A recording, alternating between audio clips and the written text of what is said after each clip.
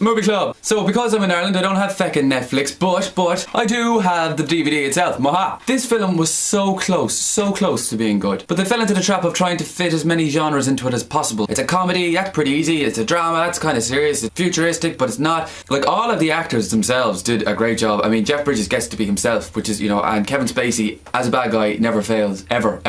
And George Clooney gets to be as weird as he was in Burn After Reading. But you don't really know what it is. It's just, there's a goat in the cover. There's a goat in the cover. I mean, come on. What is it? What are you trying to be? But the more entertaining thing, I think, is the fact that it's actually a true story, but basically a true story. After you Americans lost the Vietnam War, you basically shot yourselves. So they employ this dude to go away and take as many hallucinogenic drugs as possible and come back with a different way of beating the enemy. And he came back with things basically like this, where it's like a non-lethal weapon, and you put your thumb in it and then it hurts. You'd carry a lamb into battle with you with nice music to try and soothe the enemy into submission. But the film itself was just flawed. Obviously there's some brilliant bits, like whenever Jeff Bridges is actually talking is hilarious, or doing anything, because that guy can do nothing wrong. And the LSD at the end where all the army people going mental. It was weird. It ran out of steam a little bit, didn't it? Do you think it did? I think it did, because they nearly had it and then they just kind of tripped at the last possible second. It's just the feeling I got.